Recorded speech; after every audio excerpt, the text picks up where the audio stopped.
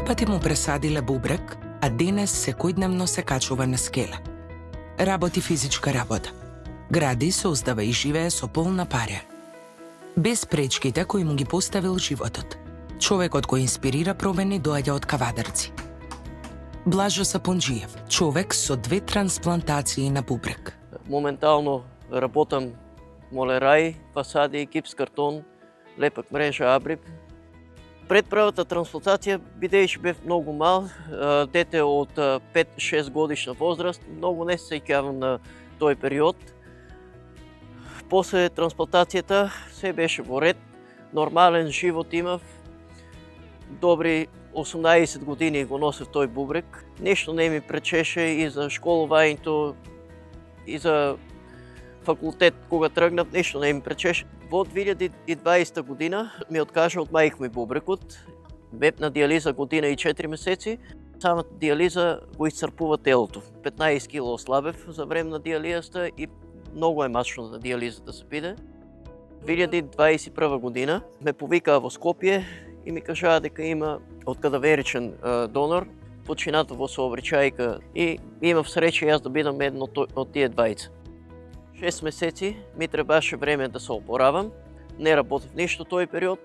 Кога се чувствував подобро, направив консултација во Скопје со мојот доктор дали може да работам, нешто полесно да работам, така да прво почнав келнер да работам, а бидејќи ја имав фирма за фасади која гласе на татко ми името, не можев да работам моментално и затоа година и 3 месеци работев како келнер. После пола година се враќам во нормала, во најдобар ред се беше, треба нели да се пазиш на исхрана, на се друго, ама некаде околу 80% може да функционираме без никаква пречка и за работа и за се останато.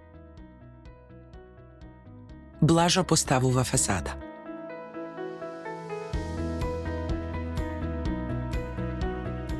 Даниела Младиновска, психолог.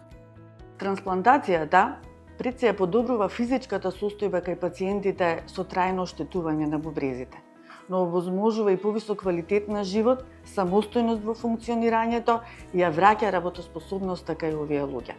Наместо зависност од апарати и болници, тие добиваат можност за едно нормално секојдневие. Најголем дел од трансплантираните пациенти се враќаат на своите работни активности, а тоа што се активни и продуктивни им носи поголемо чувство на сигурност и секако психичка стабилност. Сите што чекат, што се на листа за трансплантација, едноставно само порака ќе му пратам да најдат нешто што ќе ги мотивира да чекат. Се додека има нешто што те поддржава во животот, дали ќе биде фамилија, дали ќе биде другар, пријател, девојка, жена, деца, да те мотивира да чекаш. Блажо видел можност во предизвикот и не се откажал.